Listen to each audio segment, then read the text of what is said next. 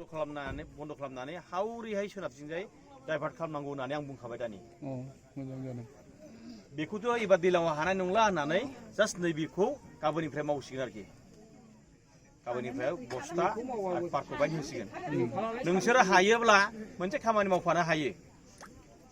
बे जाय खामानिखौ जाय मावगोन बेजों सहाय खालामनानै नोंसोरनि हाजिरा लाफाबानो जाबाय।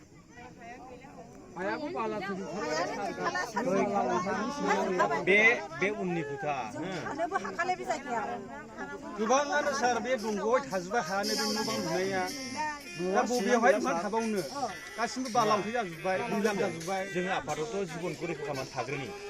उनावहाय जों बिनि बेब'स्था खालामो रायलायनायनि गेजेरजों।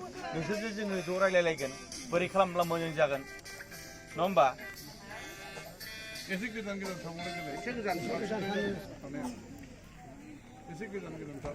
उनावहाय आं नोंसिनि माने बे उसुबिदाखौ सुबिदा खालामनो थाखाय जोंनि गभर्नमेन्टजों आनिफ्राय जोंहा आसाम गभर्नमेन्टजों रायलायनानै जोङो बोरैबा अरायथा खालामनो हायो नामा?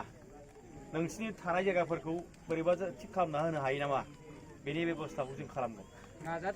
औ जेखिजाया नोंसोरो दा नोंसिनि जिबनखौ गथ' गथायखौ बासायनो थाखाय नोंसोर बे जायगायावनो थाथ'। सेफ जायगायावनो। आरो सार बेखौ जुदि मावोबाबो ओरैनो बे जिसिबिजों खोनानै थानाय नङा सार। बेखौ हायोबा एकदम बल्डारजों प्रटेक्ट होथारनांगोन। जागोन। अलरेडि मन्थ्रिया नै जोंना आसामनि मन्थ्रि माबा बिदुत हाजरिकाया सारा अलरेडि कमेन्ट हिसाबै खोथा होखाबाय जे बेखौ जोङो थाबैनो मावनो हागोन होनना बुंदों। थारमाने नै खोनासं आं मोनसे खोथा बुंनोसै नोंसोरो